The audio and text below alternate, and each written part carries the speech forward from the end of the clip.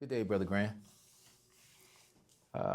Today we're going to ask a few questions just to give a litany of your fantastic life, and don't consider it a interview, but an opportunity to pass your knowledge on to the brothers of this illustrious organization. Sure. When was the first time you noticed Omega Psi Phi Fraternity Incorporated? The first time would have been in the fall of 1987 at Southeastern University. That's where I went to school.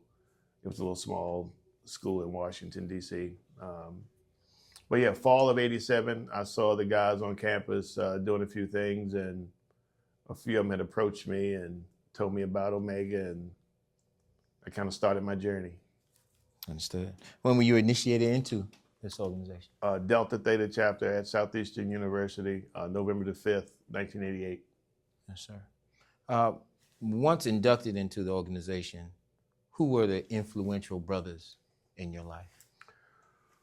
Oh man, right off the break, a brother named Frankie P. Well, his name was Frank Patterson, but we used to call him Frankie P. He was, I know I'm gonna get this wrong, I think he was 62, 63 Alpha Chapter. And he was our district KRS for like 15 years. Matter of fact, they created a rule where he couldn't even run again because he had been a KRS for so long. And I always say he did that during a time when we didn't have computers. It was just typewriters, but all of his paperwork would be meticulous.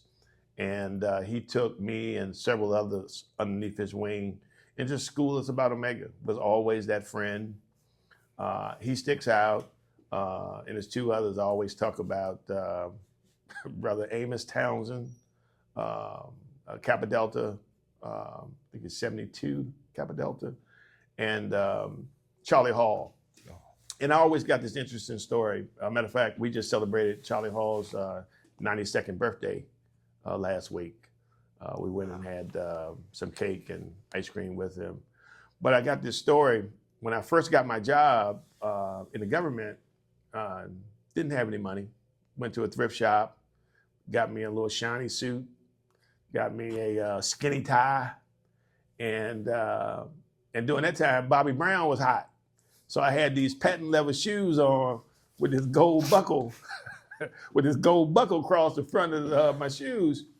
So I never forget it. I come to the frat house on Wednesday, and they say, "Young brother, come here." I said, "Yes, sir." They said, "You went to work this way?" I'm like, "Yeah, I think I'm looking good." I'm like, "Yes, sir." And they like looked at my shoe, and they ragged me the whole night. "Man, don't you ever wear no shoes like that to know your good government job," you know. And so, man, from there, it really just started a real good friendship. And we used to always say, whenever we would get dressed or go shopping, we would always say to just pass the Charlie Hall test, you know. The night I went over, Amos Townsend got us thrown out of a bar. I mean, literally the night we went over, we went to his favorite bar, and he had us in there doing all kind of crazy stuff. Like, man, every time I point to you, I want you to whistle as loud as you can. I mean, we just all kind of crazy stuff. But long story short, man, we just became really good friends. And they're two are some of my biggest mentors and supporters today. Great. That gives us a beautiful segue into what was the initial impact that the organization had on your life once you were initiated into Omega Psi Phi Fraternity? I think the biggest thing is that I came to understand and more so appreciate that the organization was so much bigger than me. The impact that the organization was having in the community, I just saw that as, man, that's bananas, man. It's just, they can do so much. And I have to say, I come from a background where didn't know a whole lot about fraternities and sororities. My grandfather was a Kappa, but we didn't know it was Kappa. We called it K. So, you know, we were small. We was like granddaddy. When we going to the K picnics, you know, we didn't know about fraternities and stuff, but I saw the work that, you know, it wasn't until later that I could appreciate it, but I saw the work that he was doing. in the community. And so when I learned about this thing, Omega, man, I was just like, wow, it's so much that the organization is doing and can do. And it was just, and I think what I really took away from it is that it was just something bigger than me. Understood. With that being said, what offices and or positions have you held within Omega? Oh, wow.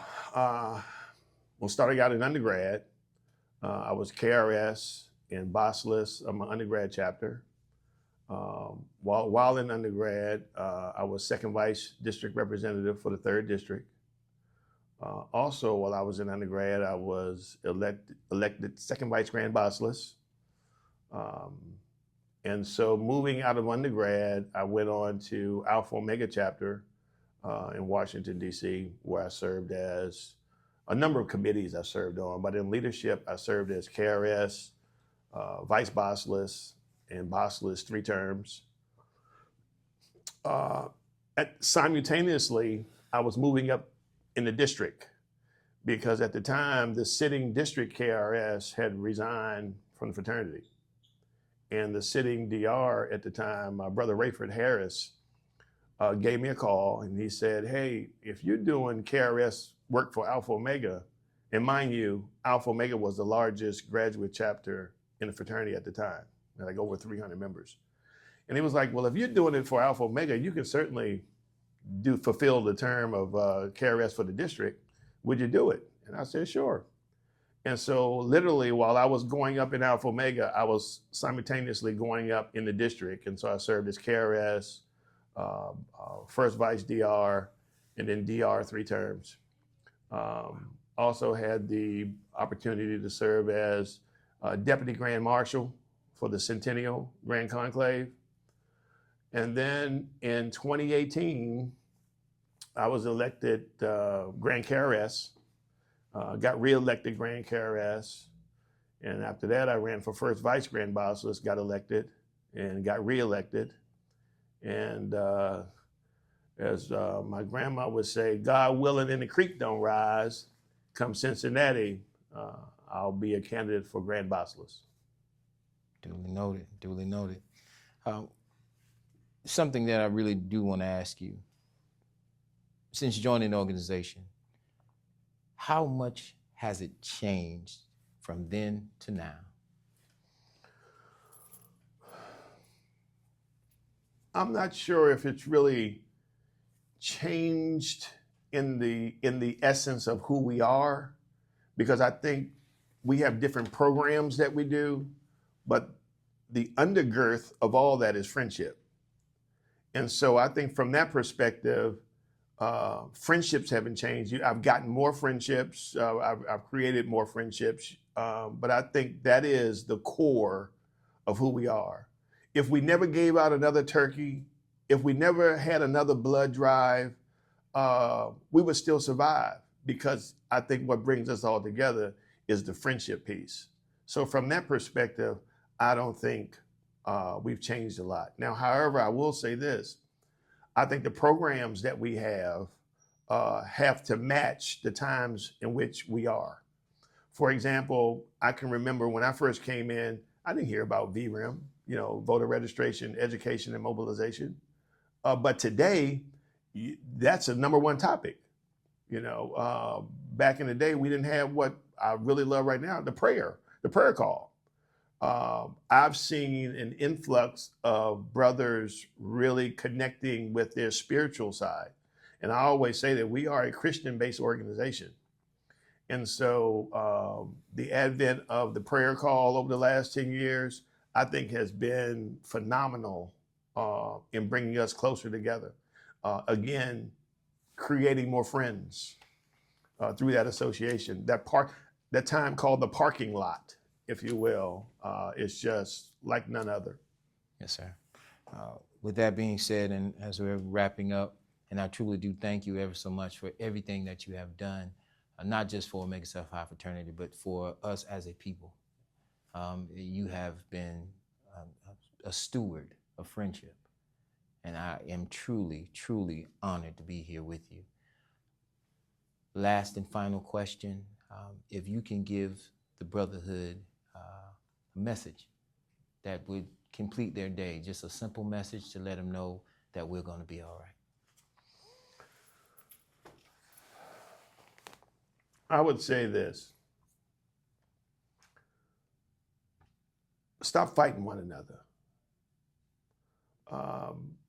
It really chokes me and it gets me really riled up when I look across social media and I see things that's not consistent with our brand. And one of those things is when we're attacking one another. That shouldn't be. We're about friends. I always say, if we're going to fight, let it be about how many scholarships we're going to give away. If we got to fight about something, let it be about how many backpacks we're going to be buying for the middle school down the road. But it shouldn't be about nonsense, if you feel what I'm saying. And so I would just say, man, you got to promote friendship. Friendship, we live and we die by it. Again, if we never gave out another turkey, if we never had another blood drive, if we never had an essay contest, we would still be okay. Because I think what brings us all together is the friendship.